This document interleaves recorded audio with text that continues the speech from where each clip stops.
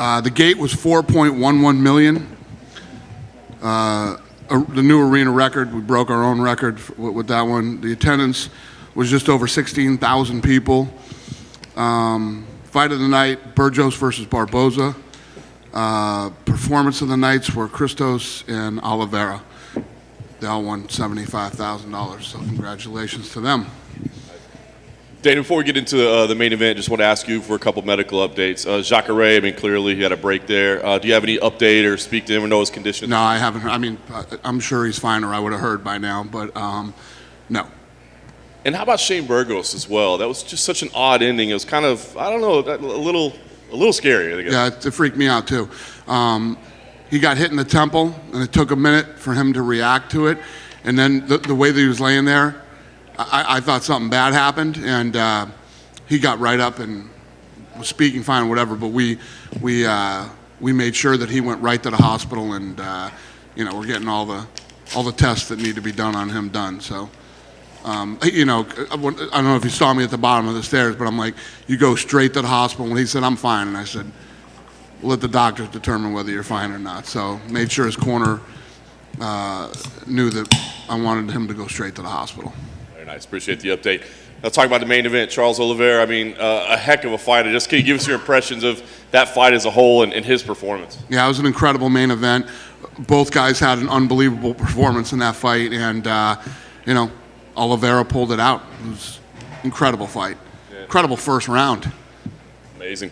You think Charles Oliveira, I mean, a guy that's been around here for a decade, and had some ups and downs and had some losses. So I'm just curious, along this path, I mean, did you ever look at him? He's clearly talented. He's got a ton of bonuses. But did you ever look and go, that guy's probably going to be a champion someday, or did you have concerns? You never know. You never know with these guys.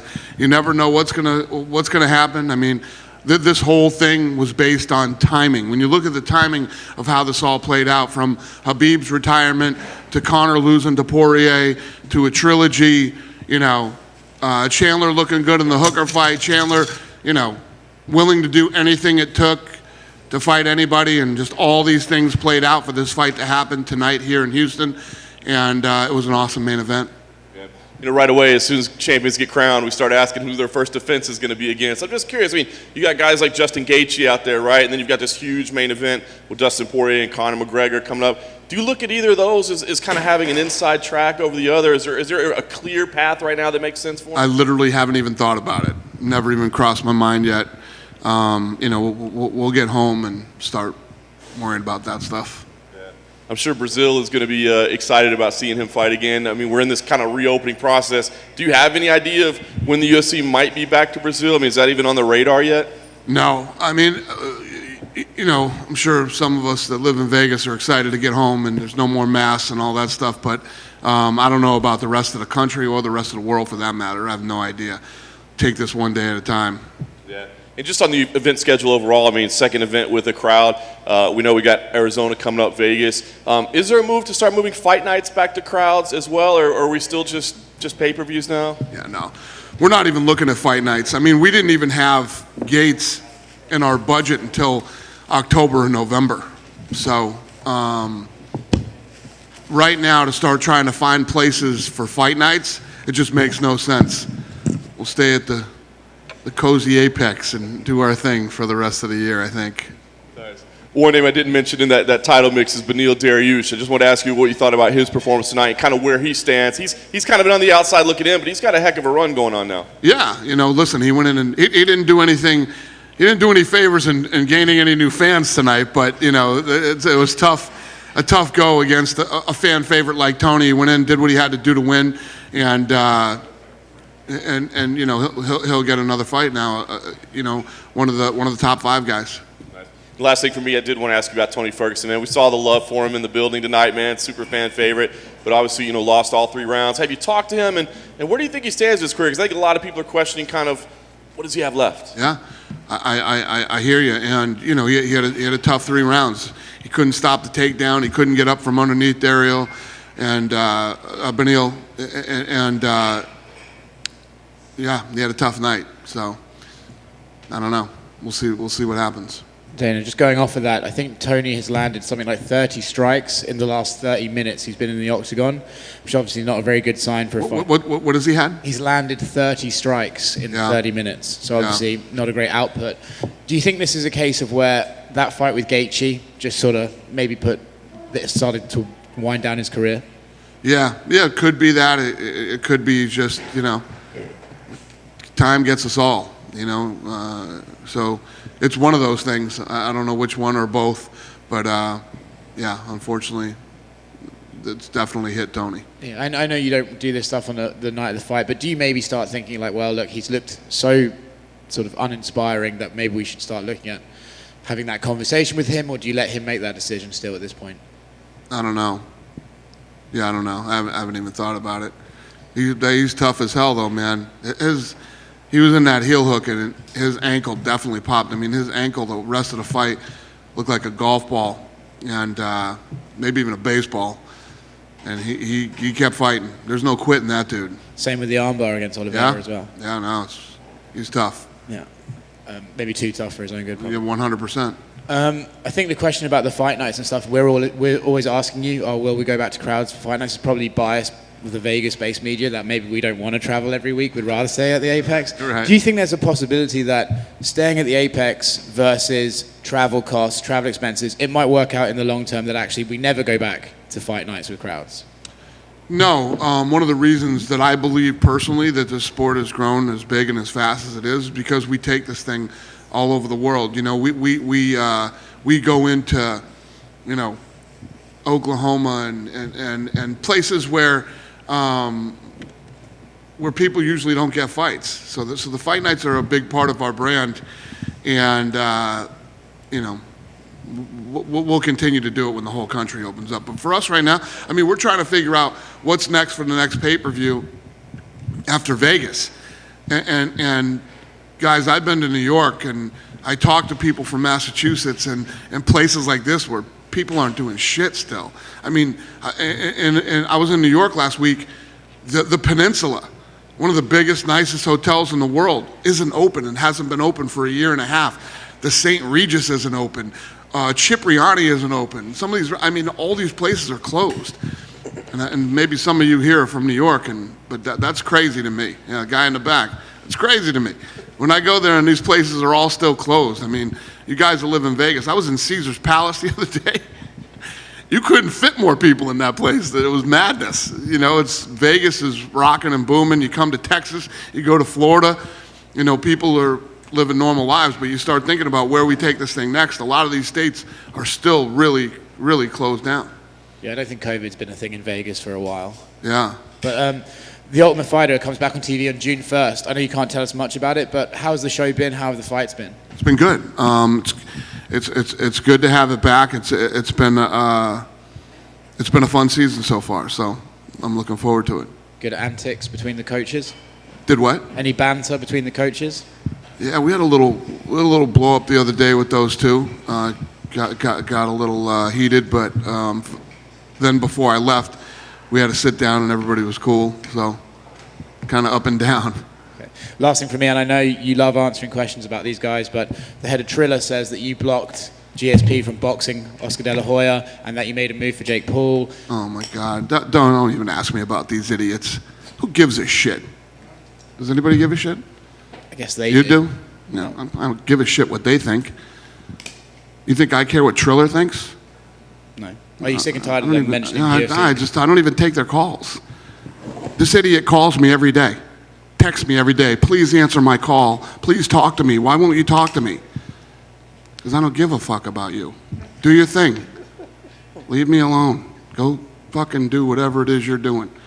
Knock yourself out. I could care less. Thanks, Dan. Yeah. I have no interest in talking to any of those idiots. They can do their thing. Do your thing. Stop talking about me. What do you give a shit what I'm doing? Go do your thing.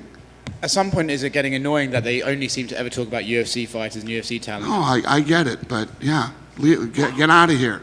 What are you doing? I don't even know what you're doing. What is this thing you're trying to build? What are you doing? And why are you talking? What do I have to do with it? What do I have to do with it? Or my guys? Do your thing. What are you doing? Are you starting an MMA organization? Or you know?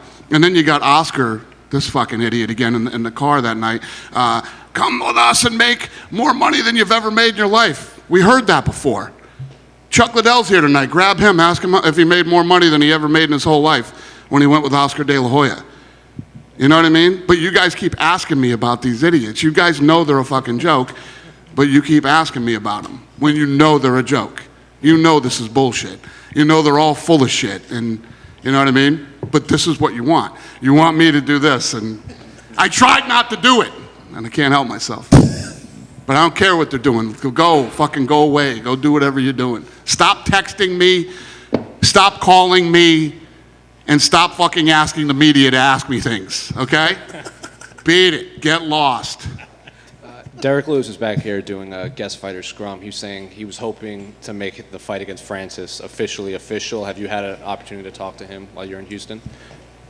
Ask me that question again. Derek Lewis is back here saying he was hoping that his fight against Francis would become official, and he was hoping to talk to you at some point. Have you had a chance? Yeah. No, listen, Derek Lewis is the next in line. He's the guy who deserves the shot at the heavyweight championship, and yes, we will get that fight done. And, you know, we're not talking about it yet because it's probably not going to be till mid or late August, so, yeah. And as of right now, the winner would probably still get Stipe, unless this John Jones situation. Yeah, well, John made it very clear he won't fight Stipe, so, yeah. Dana back here. Yep. Switching to other people, give some insight on the Andrea KGB Lee and that performance that she had earlier. Yeah, no, it was a good fight. It was a good fight. She looked good. I expected that fight to be exciting, and it was, and good for her. What about Lando and then that crazy fight? What about what? Lando Vanda? Yeah. What about it? What do you think about that? Kind of set the tone for the rest of the night. Yeah, I thought the whole card tonight was awesome, man. I think from the first fight of the night until the main event, you know, it was a great card. These kids, just like in Jacksonville, man. These kids, I was telling them yesterday in the fighter meeting. It's like every week we go out and we get ready for these fights, and these kids just keep delivering, and it's just so much more exciting now being back in these sold-out, packed arenas with the fans here, and it just couldn't be any more fun than it is right now. What do you do with Kaylin Shahagan? She's in a weird position because she's beating the contenders. She got smashed by the champ, but she's a very quality. It's like she's in a weird no woman's land. Yeah, no, that's a great question, and that's the problem when you have somebody that's as good as she is. You know, you got these contenders that are coming up, and you know, she's beating them. It's a good question that I don't have an answer for, sir. And then he kind of alluded to John. Will we see John in 2021 fight? Because he fought before the pandemic, so there'll be almost a whole 2 years suspension John Jones. I know you want to get there with the live gate. You got to take advantage of that, right? Listen, that's up to John Jones. You know, whether he wants to fight or not. You know, there's fights available. They're here. I'm going to keep making fights every weekend, doing fights. You know, if John Jones wants to fight, he can. If he doesn't, he doesn't have to. Nobody's going to force John Jones to fight. He's had a great run. He's got an incredible legacy. You know, I personally see him as the GOAT right now. You got guys that are nipping at his heels, like Usman and some other guys out there. You know, it's up to him. He can fight this summer, or he can never fight again. I mean, that's up to him. You switch gears on me now. You say you think he's the GOAT. You don't think he needs another belt because you've seen other people do it. But very few people have done it. So if it's like he's the dude, everybody would be doing it. Do you think he needs that to put that GOAT stamp, so it won't be no debate? Well, yeah. I mean, he could do it. I mean, that's like Brady going out and winning another Super Bowl with the Bucs. Obviously, going up to heavyweight, it would be tough to argue. You know, if he wins the title, that he's not the GOAT. But right here, right now, I mean, he could retire, and I still consider him the GOAT right now until somebody else accomplishes what he has. And final question for me: with Chandler getting knocked out decisively, does this switch to Conor and Poirier being the #1 contender fight? Or is that still too far out? Yeah, I don't know. I don't know. I'm going to see how these fights play out. And I'm trying to help you with your job. no, I hear you. Thank you. Hey, Dana. Yep. During fight week, the CDC came out with their new rules that you don't have to wear a mask if you're vaccinated. Did you notice any difference this week compared to the week in Florida? No, I don't think so. In Florida, I saw people wearing masks and not wearing masks. I saw some people with masks and people not wearing masks here, which you guys know how I feel about that. It's the way it should be. If you don't want to wear a mask, you should be able to walk around and go do what you want to do without, big mouth people shooting their mouth off. And if you want to wear a mask, wear a mask. And people shouldn't be shooting their mouth off at you either. So hopefully we can get to a normal place where people who are comfortable with masks can wear them and people who aren't don't have to wear them. Do you feel any vindication of, what you went through to get back to work with the UFC, and now they're changing stance and leading the way to getting back to normalcy? Guys, I can't. If you look at what's going on with us right now, I mean, it's like a rocket ship. So I knew when I was doing it, it was the right thing to do. Now I know it was the right thing to do. So I've never questioned it from the beginning. So I guess you're asking me, does it feel great to be right? Fuck yeah, it feels great to be right. Have any states reached out to you and said, hey, bring the show here, we need business, we need jobs? Yeah, well, Pete, Dropic, who handles all the arenas, I know that arenas have been reaching out to him. Off the top of my head, I couldn't tell you who. But we'll see how this thing plays out. Who's going to open up? And the problem is that I won't go anywhere that's not 100%. I'll only go to places that are 100% open. Any idea where we'll be in August for the pay-per-view then? I don't know yet. Charles Oliveira, jumped the fence, came over. I'm sure you're kind of surprised by his reaction afterwards. He came up to you. What did he say to you? Yeah, he said, thank you for everything that you've done for me. Tonight was the biggest opportunity of my life, and I can't tell you how much I appreciate it and how much this means to me. And, so he's a great kid. Thank you. Yep, thank you. Dana, the short guy in the back. Sorry, Yep. I'm loud. Short, loud voice. Talk about the city of Houston in this event, this whole entire week. It was about 16 months ago that we were here in February, and then all the stuff happened. And then what do you expect from Houston this week, the city and the fans? I knew that the first two events that we would probably do when we came back would be Florida and Texas. So Houston has always been our go-to place. And Tillman Fertitta called me a couple months ago and said, Houston needs you, man. We need the UFC. So that's why I was originally planning to come here first. I had talked to your governor, who had opened up the state, and I was working on getting this Houston show done, and it looked like we were going to come here first.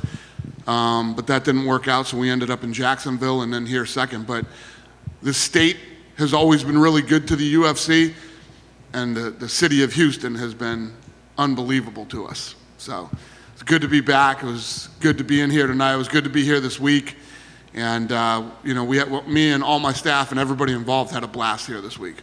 Thank you. Thank you. Down here to your left or right, or one of them. Hey, I'm yep, not really sure gotcha. which one.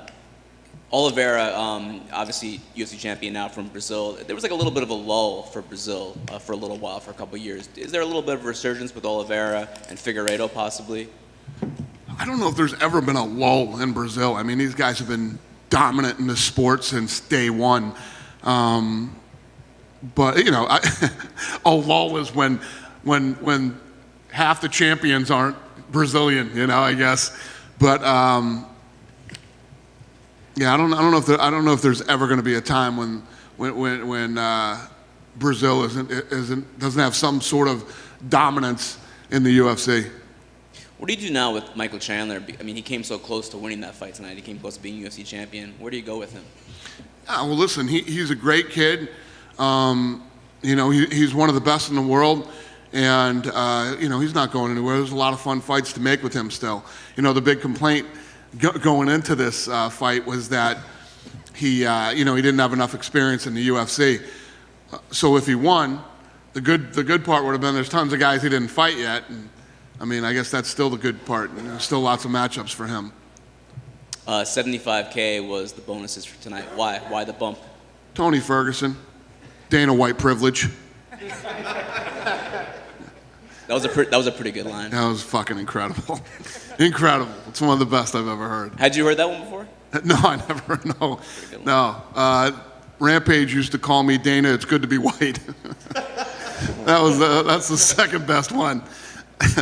Last thing for me, a couple of weird scores from the judges tonight, and I agree. Which is, I mean, when you guys come to Texas, that kind of happens pretty frequently.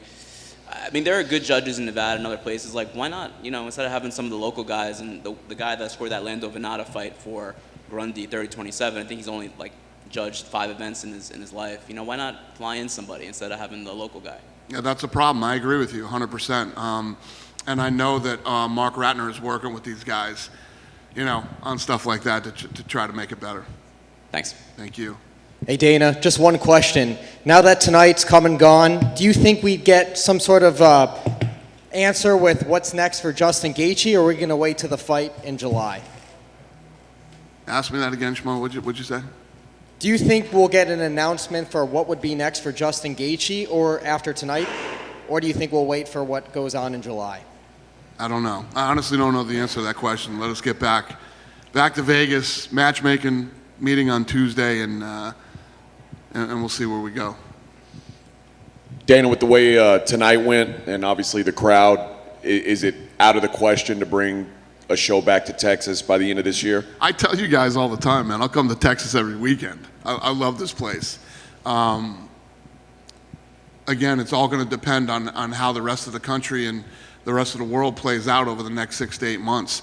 I could see us doing Texas and Florida again this year if stuff doesn't change. Cool? Have a safe trip home, everybody. Thank you, guys.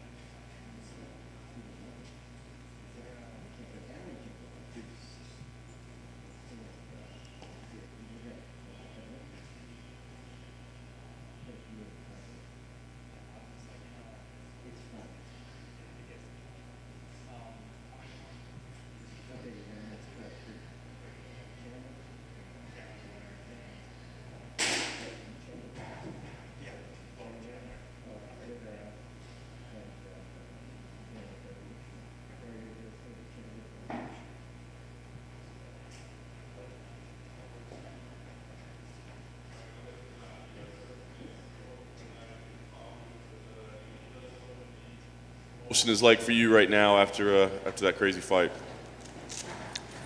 I mean, first off, hats off to Charles. Hats off to Charles for surviving that first round, surviving their barrage. Secondly, huge thank you to the UFC for this opportunity. I just saw Dana and Hunter and those guys back there. I really feel like I'm living a dream. Win, lose, or draw. But here we are. Got a busted up eye and another loss on my record. But hey, I've come back from worse. Felt like everything was clicking in there. Just got caught, zigged when I should have zagged, and here we are talking to you without the belt on this table. But we're gonna keep moving forward as stuff moves fast. It looked like before the fight started, you were kind of taking a moment to soak everything in. I mean, it was a pretty amazing atmosphere in there. Was there any kind of different feel for you? I mean, was it difficult at all to deal with all the circumstances surrounding this event? No, gosh, man, this is. I feel like I'm right where I'm supposed to be. I do. I was just enjoying the moment, enjoying the fans back. God, I love fighting with the fans. I loved being there with the fans. This is one of the reasons why we do what we do, because of the people that buy the pay-per-views, the people that show up to the events, the people that cheer, boo, talk trash on Twitter, whatever. It doesn't matter. The highs, the lows, the happy, and everything in between, man. The fans make it what it is. And I just felt like I was in the right moment. A smile was on my face again. I feel like I'm fighting on borrowed time still. You know, there was moments in my career where I never thought I'd end up here. I never thought that the door would open, and now it has. And the first one was the highest of highs, and this one's, it's not the lowest of lows, because Charles Oliveira is a world class. Fighting it for the UFC title is a world class opportunity. But as my son knows, every young man falls, but every young man gets back up. And the sun will rise tomorrow, and when I fly home without the belt, we got some explaining to do, but we're going to figure it out. What were your thoughts in the opening round as it was unfolding? Like you said, I mean, you hurt him, but then, of course, he got to your back as well. I think people were, you know, obviously that's a tough spot to be in with him. So back and forth, incredible round. What did you think about it? I loved it. I loved to be able to show that I could stay composed against the best grappler on the planet. I somewhat kind of let him take my back. I like to let guys take my back, get that one-on-one, and I spun around and got into his guard just like I always do in a lot of positions. One of those deals where I didn't feel like I was in danger at all, but that was kind of dumb because you're always in danger if Charles Oliveira has your back. But I feel comfortable in that scenario. Should I have let it get there? Probably not. But it's part of it, and you know, we fought through it, we wrestled through it, we anti-jiu-jitsu'd through it. Turns out I lost on the feet, not on the ground. And I know you'll probably want to go back and watch it and break it down, but in your mind, what did happen in round two? I mean, did he just land the right shot, or do you feel like you got a little too aggressive? What do you think happened? You can never get too aggressive, man.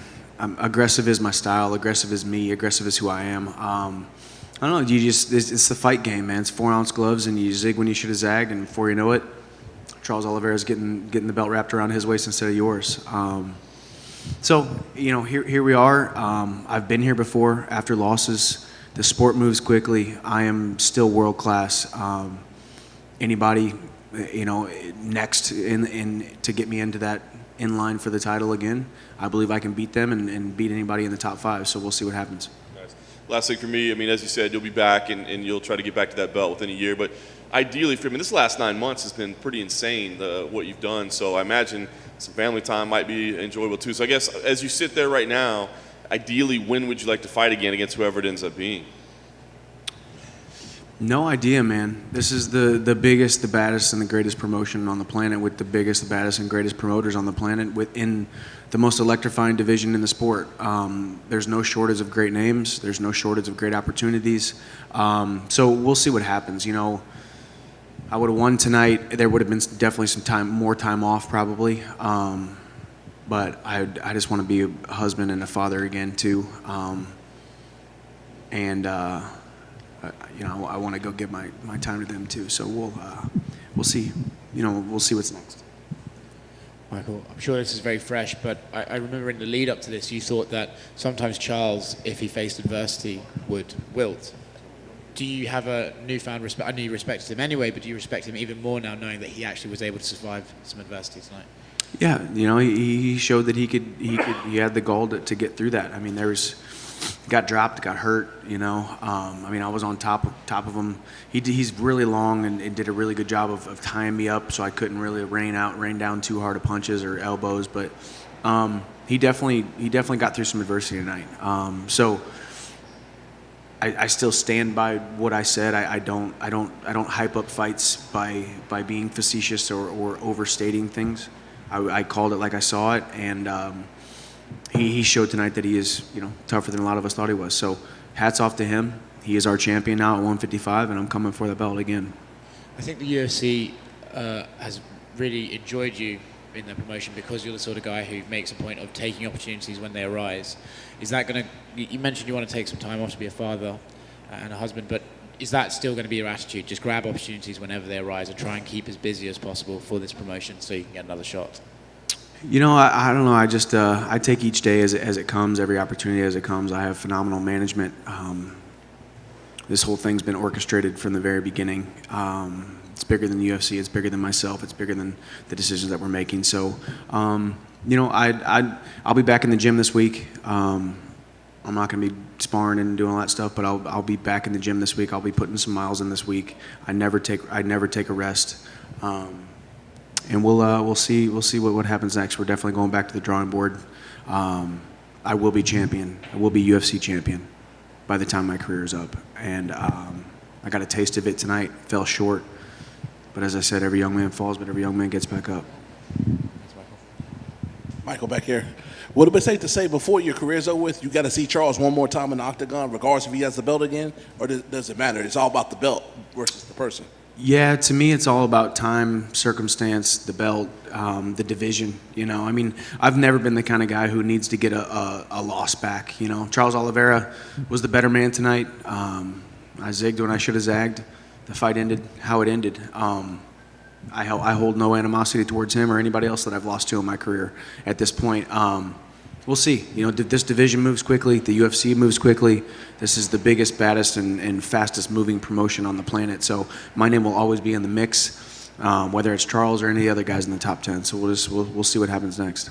How did you feel when you went back to your stool after that taxing first round? And does it feel good to see that he's choked out many people in those positions he had you in, that on the big stage, that where you working in the gym, it's something, you're doing something right, because we've seen many people get put to sleep by that same man in that same position.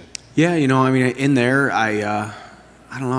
I've felt at home inside that octagon every single moment that I've been in there. I was born for this. I was bred for this. I lost tonight. That doesn't mean I wasn't born and bred for it. Charles Oliveira on my back didn't scare me. Getting the hand control and then eventually getting out of it. I actually don't even remember how I got out of it at this point, but I'll go back and watch the fight. And, you know, just making adjustments. I feel confident in every single position inside the confines of mixed martial arts competition. And Charles got the best of me tonight. If we fight again, we'll see what happens. But all I know is I'm coming for the belt eventually. And for that, to prolong that chase, with you being a mild-mannered guy, and people tend to talk a lot of noise or shit, if you want to say, in general, do you think you might have to do that in the future with all these people that you have to see, the Poiriers and Connors, that engage in that, and they speak English, so it's directed towards you? Do you think you may have to get out of character to get back to where you want to go to? Because that seems to be the theme of this promotion. No, not at all, man. I truly believe me being exactly who I am and authentically and unapologetically me works for me. It works for the promotion. You've seen the way the reception that I've gotten. For a lot of years, I was outside of this organization, thinking that I would never come to this organization because that exact thought process, that exact thread was maybe what the UFC was looking for. I think I was wrong. I was absolutely wrong in thinking that. I think Dana likes the way that I act. I think the UFC brass, Hunter Campbell, they like the way that I act, the way that I talk, what I stand for, and I just want to be unapologetically me, and I encourage everybody to do that in every single industry. But I'm going to be who I am as long as the day is long, and I'm going to come back from this and put on a streak. And final question for me, do you think the experience and being in this game 13 years will help you get to where you want to go? Because some people might say, hey, the stage was too big for him, when for me it seemed like it wasn't just didn't go your way. But what you want to say to those people that say, oh, the stage was too big for him in the UFC, he shouldn't have got that shot after all? Yeah, no, I mean, I was at home in there. I mean, if you don't think I'm world class, that's fine. Do your thing. I think the people who understand the sport, the people who've seen my resume, who've seen my body of work, who've seen what I've done in the sport, the things that I've come through, just like every man has in this sport. Then I'm world class, and I can hang with these guys. Zigged when I should have zagged, and ended up with Charles Oliveira getting the belt around his waist. So to those people, I say thank you, because I'm going to work harder. Hey, Mike, down here to your right. First round, you had him against the cage. You hurt him. He was evading, and you were very close to finishing there, landing some really good elbows. How close do you think that really came to ending the fight? Man, I don't know. I remember thinking, holy cow, it's about to happen. Probably a dumb thought. Should have just made it happen. Right? Out there thinking about making it happen instead of making it happen, man. Just make it happen, Michael. No, I mean, yeah. That right there, case in point, Charles Oliveira showed some gall, I know I hit him with a hard shot, and he was down there kind of doing the head bob thing. Benson Henderson used to do that too, kind of a weird thing, but it's effective, man. You can't get a beat on the head, and you're also trying not to punch him in the back of the head, which I shouldn't have worried about that because nobody else does. But I'm also trying to work within the confines of the sport, the rules. But yeah, no. I mean, hats off to him. He came through some adversity because I think he was pretty darn close to me getting the belt around my waist. The slam when he was on your back, it seemed like it busted him open. Did the back of your head collide with his face? I don't know. I mean, I hope something good came out of it because that was probably a dumb idea. But it was probably pretty entertaining too. So I don't know. No, I think I don't know. Actually, I don't know where that cut came from, but it was bloody. There was a lot of blood, so made for a good fight as long as it lasted. Some people, including Tony Ferguson at the press conference the other day, were saying, you didn't deserve this title shot so soon in your UFC career. Well, you got the shot, but now you can climb your way back and, have some fights under your belt in the UFC. Are you kind of embracing that idea maybe now? Like, all right, maybe you say I don't deserve it now, I'll deserve it when I, come back. Yeah, I mean, you just got to embrace the reality of the situation and the nature of the business. This is the business that we chose. I still love fighting for the UFC. I mean, I feel like I am in the place where I'm supposed to be. I feel like, just like the very beginning of my career, I got shot out of a cannon and fought Eddie Alvarez in the first 18 months of my career. Probably a little bit too green, a little bit too young. This time I got, pushed to the title shot after a couple fights.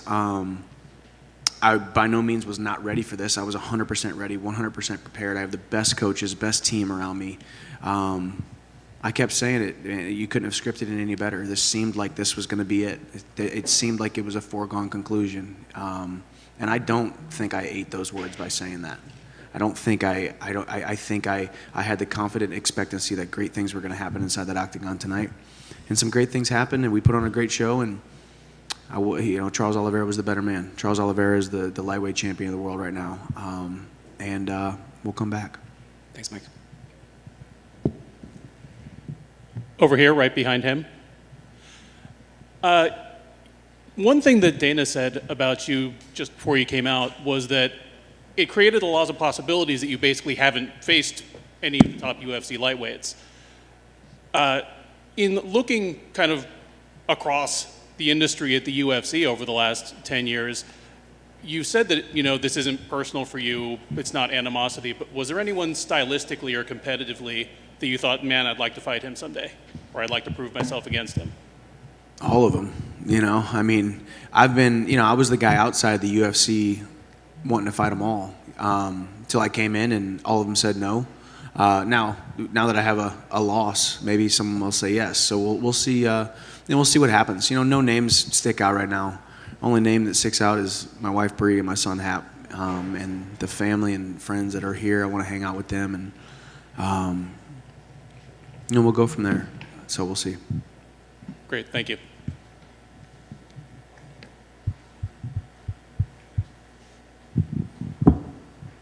Thank you, guys.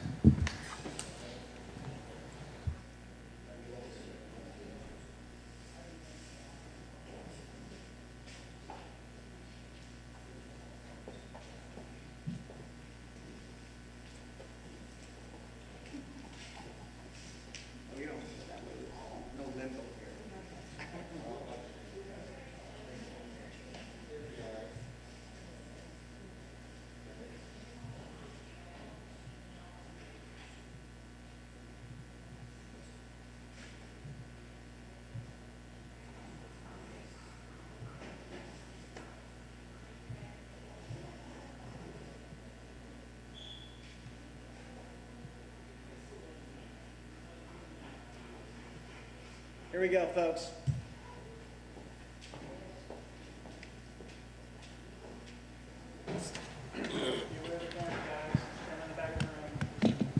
Neil, congratulations on the victory. I'm sure, finishes are always better than decisions, but, you won every round. So give us your thoughts. I mean, how did you feel about the performance overall? How did he not tap to that heel hook? Like, his knee popped, and it popped loud. I saw his face change for a second, and then he went back to normal, and then he started kicking me in the body. And then, that up kick he hit me with, that was pretty good. I'll give him that. That's my thought on the fight so far. Fair enough.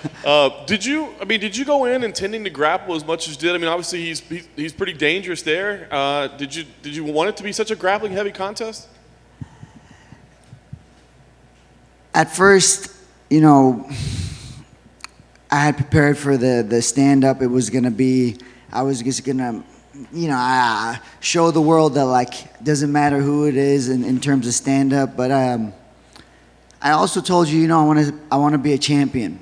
And to be a champion, you got to be able to stick to the game plan. It's not always being a bonus fighter. And, you know, I mentioned that before. And I really felt like I had such a big advantage in the grappling. And then after the first round, like, at the end of the first round, I felt his arms tired. And I just said, why am I going to strike with this guy if I have such an advantage here?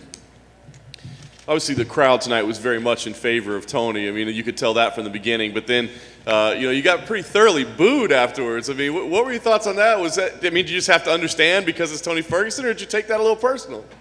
Nah, it's not personal. But I will say this.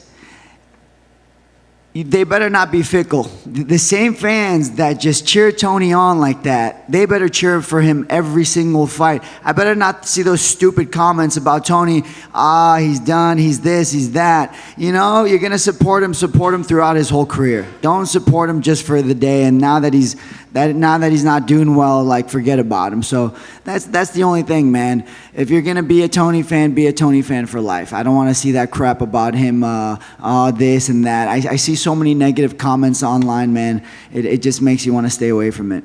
That's awesome, man. Did you get a chance to take in the title fight at all? Obviously, the lightweight belt was on the line. Did you get to watch any of it? I didn't, actually. I only saw the finish, and only for a bit. I didn't see what happened. I didn't see the takedown either in the first round. So I'm gonna definitely watch it, obviously. Nice. Last thing for me, I know you're taking some time off. You know, you got the baby coming soon. I guess because you know you need a few months off. I mean, are there names that make sense to your fights, or do you have to wait and see how things play out while you're off? Because you're not normally calling out type, but it worked last time for you. We got to see how the landscape changes in the next couple of months. You know, there's Dustin is fighting Connor, big fight, obviously, possible #1 contender. Justin, the scary man, Gaethje, is he's on deck, and he wants blood, so he's out there. I'm trying to think who else is there. Islam is fighting Thiago Moises.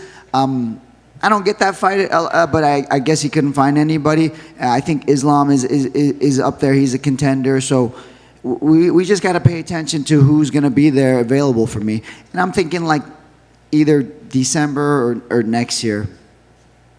We didn't get a chance to speak to Tony tonight, but you said you heard his knee pop. If you had to guess, what sort of damage is he carrying right now? Man, I don't even want to guess, man. I hope nothing happened to his knee. Because that's where your ACL goes. When you go for a heel hook and it pops like that, your ACL could be gone. And I know he's a superhuman, and we've heard it over and over again, but I don't want that on anybody. I don't want that recovery for him. I hope he's fine. When he didn't tap, but he did grimace in pain, I don't know if he yelled, but he certainly showed the pain in his face. What's going through your mind when he's not tapping to that? Okay.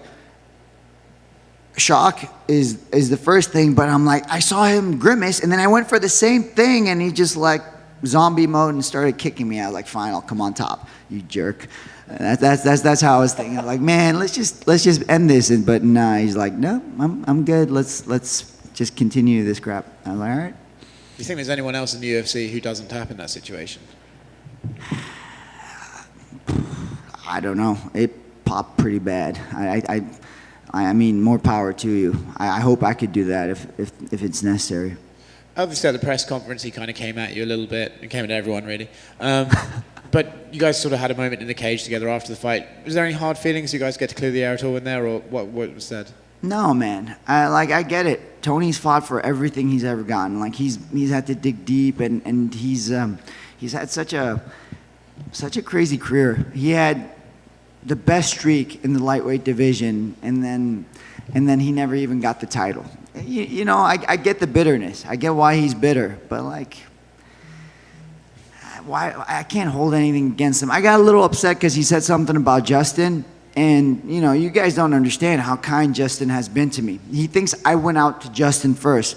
Justin, like, before he was in the UFC, he was WSOF, right? That's how you say World Series of Fighting champion. And he ran errands for my wife and I, and he bought us groceries. And then when I was on my slump, when I was like struggling, I was gonna fight Thiago Moises, and I hadn't won in 2 years. He obviously lets us into his gym to train, and I was like, man, this is great. Onyx, beautiful gym. I was like, awesome. And then he's like, oh yeah, what are you doing for training? I was like, oh, we're gonna do some MMA grappling today. He's like, oh, cool, I'll jump in. And at first I was like, man, I'm like 10 days out, a little bit stressed out about it. He jumps in, he just lets me beat him up. He literally just let me beat him up for the whole, I think I did 2 rounds with him for the whole 10 minutes.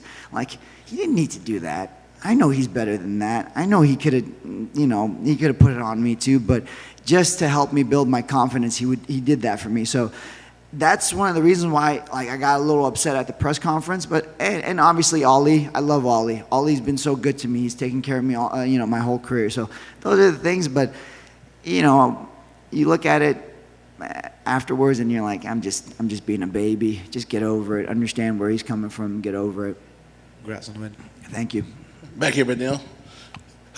Give some insight to your mindset. You went from the guy that's, hey, I'm just here just to fight, to putting on a pretty nice performance, getting the biggest win in your career, to talking to us. How'd you keep steady with basically being in hostile territory, even though he's not from here? It wasn't. I don't know how to explain it. People know the story of David and Goliath, right? But people don't know this. Before David fought Goliath, all of the Goliath people, the Philistines, they were screaming for him. They were just like, Goliath, Goliath. They were just chanting his name. So I just thought to myself, it's just another day for me, man. Like, the victory is the Lord's. Let's see what happens. Let's go.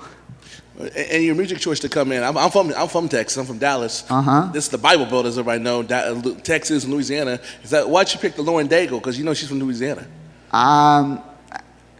So, I mean, I love that song, and when I hear that song, I break down a little bit. Like like, you can be the toughest guy in the world, but when you understand grace, it breaks you down, and that song does it for me. So I don't need to be the toughest person in the world, I don't need to be a savage. I need to be a servant. I need to be a servant in all the things I do. But for those 15 minutes in that octagon, I get to be a selfish savage. And the Lord uses even that. But before I go out for that, I need to be reminded that this is my 15 minutes of selfishness. In reality, I'm a servant now. How much did you being a southpaw give Tony problems? Because it seemed that he never figured it out, and you were tagging him all night. I think after the first takedown, I know he's the cardio king, and he has great cardio, but like, the lactic acid was going hard. He just didn't have the same speed after the first round. And final question for me, I know we have no control of the rankings. I don't even know who these people are, but do you walk around now when you have your kid, congratulations on that, as a top, do you feel like, hey, I'm a top 5 fighter, I'm in that crew now, I'm one of those guys? Man, I don't care. I just, in reality, in terms of fighting, I'll be honest with you. The only thing I want to do is I want to fight, and I want to fight the best people in the world. Like those 15 or 25 minutes inside that octagon, I don't care about broken bones. I don't care about blood. I don't care about like anything. I get to just disappear. And I can't believe the Lord will even use that. Like, the most selfish part of me, the worst part of me, the Lord will use that, and he'll even be glorified in that. So I'm just grateful for that I can have those 15 minutes, I can have those 25 minutes. It's just my joy. Beneil, congratulations on the victory. Got to ask you, post-fight victory speech, of all the people to call out, you call out Elon Musk. What's the backstory behind this? December, I ordered my car. Bro, I ordered the safest car, they told me. It's the best car for my pregnant wife. And I'm still waiting. Elon, bro, what's the deal, man? You told me March. We're coming up in June. I want my car. Come on, bud. I know, big fan, but this is disrespect. Was part of the strategies going for the takedown? Were you surprised how easy it was for you to get what you wanted? Yes and no. I after the first takedown, I was like, oh man, surprised. I was a little bit surprised, but then I just remembered, I wrestle so much. I didn't wrestle in college and in high school. I had like a month of wrestling, but I wrestle so much. I love wrestling. Like, I like to watch, I think, Friday night? Well, it's Sunday now, I guess. But Friday night, I was watching Yazdani and David Taylor like go at it, and Yazdani has such a good underhook, and he was able to start scoring points. But then I saw Taylor just keep that same pace, takedown, and then he broke him, and I was like, Yazdani's no joke. He's a cardio machine, but like constant takedowns break people, and that's something that just kind of stuck with me. So Friday night watching Taylor actually really inspired me. First time fighting in over a year with having fans here. Tony had the loudest chairs in the building. How did you stay so even keel and not let that get to you? Man, the noise just disappears. When I see the man in front of me that I want to fight, the noise just disappears, man. It just goes mute. I could hear my coach, I could hear his coaches, and that's it. It all disappears. I just want to, at that point, I just want to break somebody in front of me. Congrats. Thank you. Hey, Beneil, down here to your right. What's up, man?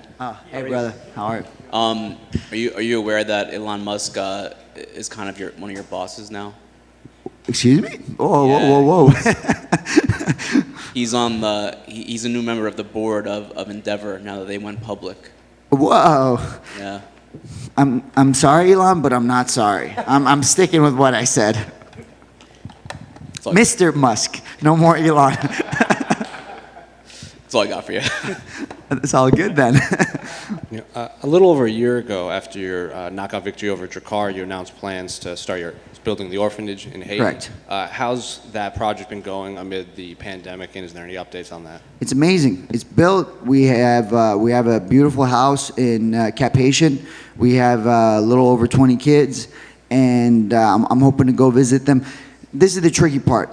I'm scared my wife's going to be early, so I got a men's conference next week, and then right away I got to go there for a couple of days, see all my kids, and then come back. I've already gone there twice since, so it's going great. We're raising these boys and girls to be just devout, solid Christians who are going to change the culture in that country.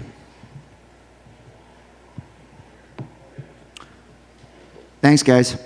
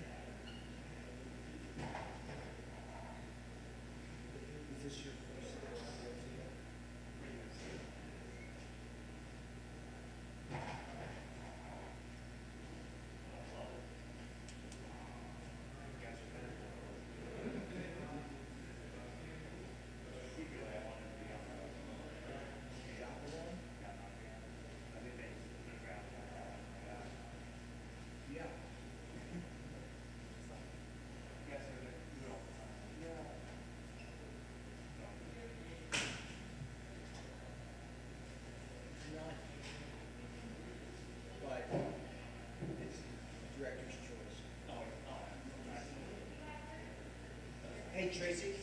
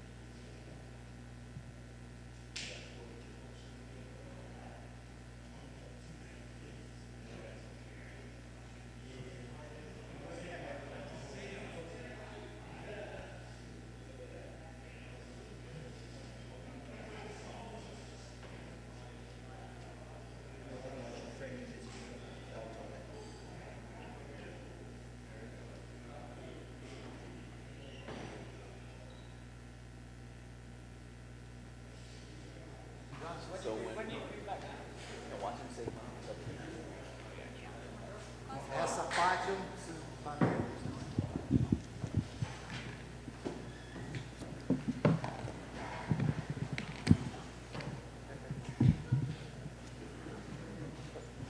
Charles, congratulations on an incredible performance. We saw the emotion in the arena and how much it meant to you, but as you're sitting there right now, can you just tell us kind of what this means to you? Charles, parabéns por uma grande performance. Nós vimos você lá na arena, as emoções você mostrou, mas o que significa isso para você agora? Gratidão. Gratidão a Deus por tudo que eu já passei, por tudo que eu venho vivendo, por eu poder vir aqui e mostrar para as pessoas que a gente pode. Gratitude. Gratitude to God, gratitude for everything that I've been through, gratitude to be able to come here and show everybody that I can do this. You've been building to this moment for 11 years in the UFC, so I wonder, as you were in there tonight, you know, the crowd's back in the building, it's a huge moment. Did it feel different than any other fight, or were you able to keep yourself kind of in the same place? Você levou 11 anos a chegar aqui, né? E agora com o público na arena, foi diferente? Cara, eu fui o primeiro com o público, sem público, né? E agora eu tinha que abrir. Eu gosto disso aqui, eu gosto desse calor. Não importa se eles vão vaiar, se eles vão torcer, eu gosto desse calor. Eu gosto de mostrar para as pessoas que eu sou capaz. I was the first fight was without public, but I really like the public. I like to hear them boo and I like to hear them applaud. It's a part of me. I like the heat. The opening round was back and forth. He hurt you, but you got to his back as well. So how did you feel after the first 5 minutes the fight was playing out? O primeiro round foi lá e cá, parecia que estava machucado. Como que você achou que a luta estava se transcorrendo? Tem que ser difícil, não pode ser fácil. A gente está na nata, né? Está entre os melhores do mundo, né? Entre os melhores do mundo. Então, a gente tem que dar o respeito ao Michael Chandler, né? Ex-campeão, foi contratado para isso. Então, foi difícil, tinha que ser difícil. Mas olha só, se eles virem trocar porrada comigo, minha mão vai entrar, minha mão é pesada. Se eles me botar para baixo, eu vou fazer meu jiu-jitsu. É como eu falei, todas as vezes que eu entrar aqui dentro, eu venho para chocar o mundo mais uma vez. I knew it was going to be hard. I mean, it's cream of the crop. They brought Michael Chandler to win, you know. But I knew that if it was in the striking department, I could strike with him, and I knew if it went down, I'd use my jiu-jitsu. Yeah. Round 2, you came out aggressive, landed the big shot early. Was that the plan? Were there any, adjustments made in between to say, hey, we got to turn up the aggression on the feet? No segundo round, você veio agressivo e conseguiu acertar golpe forte. Foi essa a estratégia? Eu sou agressivo do começo ao fim. Eu só ando para frente. Então a minha estratégia, eu entro aqui para vencer. É como eu falo. Vocês querem um cara que fique falando, que dê show falando, não coloque eu para sentar aqui não. Vocês querem ver show, coloco dentro do octógono. Dentro do octógono eu dou show. I always fight aggressive. I always walk forward. If you want somebody that's going to come and talk, I'm the wrong person. I put on the show inside the octagon. That's what I do.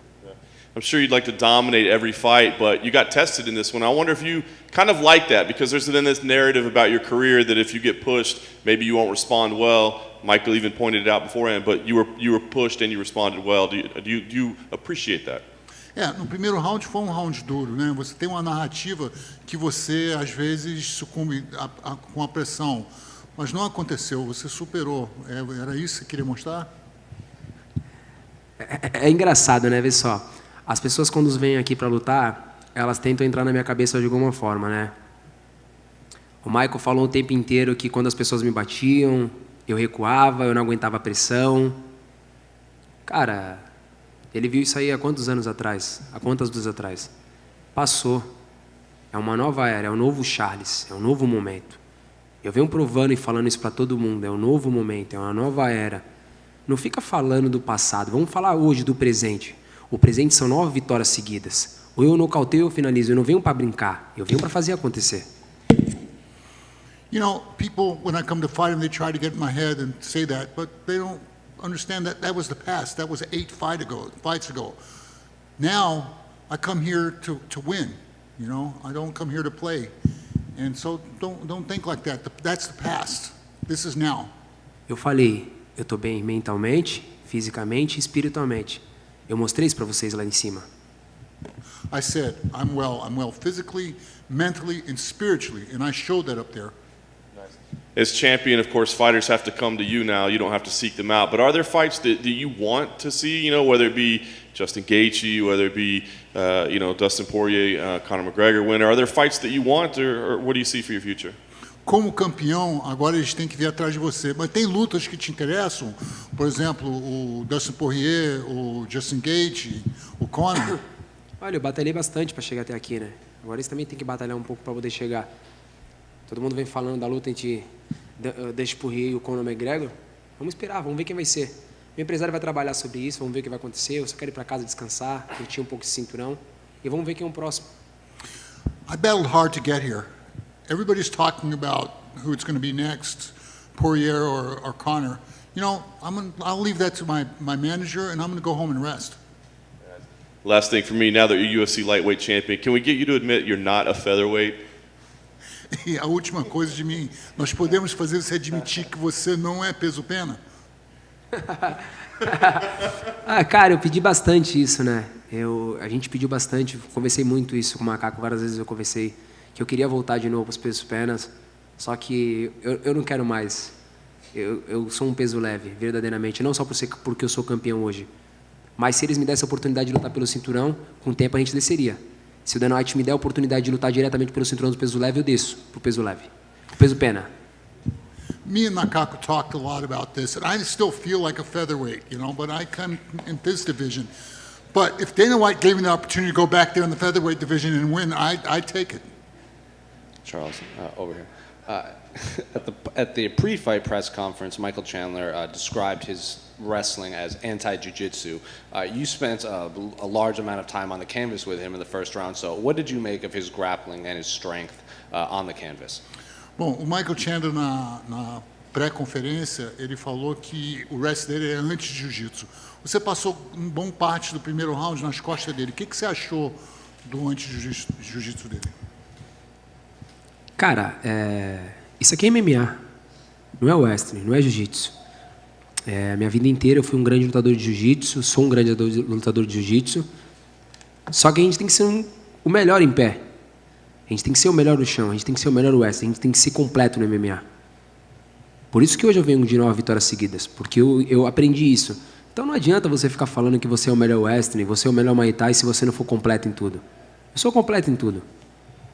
Se você vier trocar porrada comigo, você vai cair. Se você me botar para baixo, eu vou te finalizar. Então não adianta você ficar falando. É como eu falei, ele tinha uma oportunidade. A oportunidade ele usou para ficar falando. Ele falou que eu ia, quando ele botasse pressão, eu ia cair. Ele falou que ele era o melhor wrestling. Pô, beleza, ele me botou para baixo, ele encaixou umas finalizações, ele fez o trampo acontecer. Mas meu braço foi levantado no final. You know, this is MMA. I'm a pretty good jiu-jitsu guy, but this is MMA. You need to be good striking, you need to be good wrestling, you need to be good in jiu-jitsu. You need to be good in everything. Yeah, he said that. He said that, you know, he could use his wrestling and everything, but, you know, if you stand with me, I'm going to stand with you. If you do jiu-jitsu with me, I'm going to do jiu-jitsu with you. If you do wrestling with me, I'm going to wrestle with you. So, guess what? He took me down. It didn't really help him much.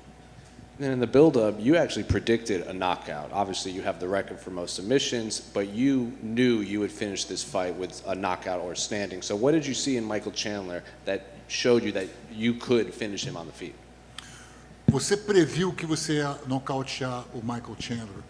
O que foi que você viu no jogo dele que te deu essa confiança? Eu errei o round, né? Eu falei que ia ser no primeiro, foi no segundo, mas as coisas não são como a gente quer, no tempo de Deus. Cara, eu venho falando o tempo inteiro. Não adianta eu ficar pensando naquilo que meus oponentes vão fazer. A gente tem que trazer e jogar em cima da mesa aquilo que a gente pode fazer. Eu sei do poder de fogo que eu tenho, eu sei do meu jiu-jitsu. Então eu entro lá em cima para acabar a luta. Se eu não finalizar, eu vou nocautear. You know, I just got it wrong. I thought it was going to be the first round. It was the second round. But, you know, I know what I can do, and I came to or knock out or submit.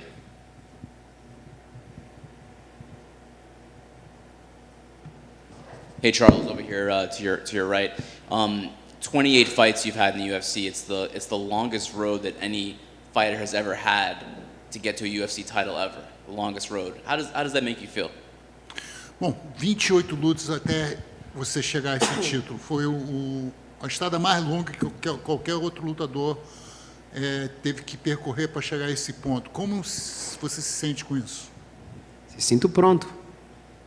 né? Eu pensei muitas vezes que tinha que ter chegado logo, mas como eu falei, não é no nosso tempo, é no tempo de Deus. Hoje eu estou pronto, hoje eu me sinto uma máquina, um leão no meio dos leões. I feel ready. It's like I said, it's always in the time of God, but now I feel like a lion. I feel like I'm ready. Did any point during that long path over the last 10 plus years ever have any doubts that you would get back to here? There was a lot of ups and downs, you miss weight sometimes. Like, did doubt ever creep in? Durante esse tempo todo, teve muitos altos e baixos. Algumas vezes, se você não conseguiu bater peso, teve algum momento, teve dúvidas sobre isso, no seu coração? Cara, isso é passado, eu nem lembro disso. Estou vivendo o presente, o momento de agora. That's the past. I'm not even living that. I'm living the present. I'm living this moment now. It seems like over the last, maybe the last few years prior that, Brazil didn't have champions at one point, and it seemed like maybe there was a little bit of a lull as far as Brazilians in the UFC. Do you feel like there's a little bit of a resurgence that, you, Figueiredo, are kind of leading right now as far as Brazilian fighters? Passamos tempo com poucos campeões brasileiros, mas agora você tem o Davidson, agora tem você. Parece que é uma renovação do Brasil. É tudo no seu tempo, né? A gente teve grandes campeões, eles fizeram as histórias deles, merece todo o respeito do mundo. É como eu falei, agora é uma nova história. Agora a gente tem outros campeões. E o meu nome está lá hoje. Hoje a gente pegou e escreveu nosso nome. Yeah, everything's in the time of God. Other countries had great champions, now it's our time again. Thanks, Charles. Charles back here. You have anything to say with Conor McGregor trolling on Twitter? He said, congratulations on being 11th lightweight champion. I wonder who number 12 is going to be. You have any response to that? O Conor mandou no Twitter, falou, parabéns por ser o 11º campeão do peso leve. Eu gostaria de saber quem vai ser o 12º. Você tem alguma resposta a isso? Conor, se preocupa com o Dust, depois a gente conversa. Conor, worry about Dustin, then afterwards we'll talk about it. And now that you got the belt, I know you take pride in being a Brazilian. How big a deal will it be to go back and be able to defend your title on your home soil if COVID goes away? E como seria grande se acabar a pandemia e você puder defender seu título no seu solo no Brasil? Seria maravilhoso, né? Imagina. Ô Conor, já que você é tão bravão assim, bate no Dust e vem lutar lá na minha terra, no Brasil. E você vai cair sentado na minha frente, amigo. Yeah, that would be fantastic. Conor, since you're so tough, first of all, you beat Dustin and then come over to Brazil and I'll put you on your ass. Tem que ver primeiro, né? Se ele vai passar, né? Ele tem que passar primeiro do Dust para ele poder falar alguma coisa. É mais um desses caras que fica falando, fica enchendo linguiça por aí. Entendeu? É mais um desses caras. Yeah, first he has to pass Dustin. He's just one of these guys that talks a lot. He's got to beat Dustin first. He's fired up now. And final question for me, champ. Give us some insight of the emotion when you flipped over the cage, you jumped in, you saw your homeboys, you talked to Dana. What did you say to John Anik and Joe Rogan? What was going through you, the emotion of when you realized your dream of becoming a champion? Aquele momento emotivo, você pulou por cima, falou com teus amigos, falou com Joe Rogan, falou com Dana. O que você estava falando para todo mundo? Falei pro Dana, para ele continuar acreditando em mim, para ele acreditar em mim.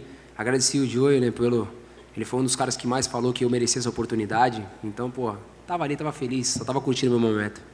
I was liking the moment. I told Joe, thank you so much for believing me. I told Dana, I'm not a boy anymore. I was just enjoying the moment.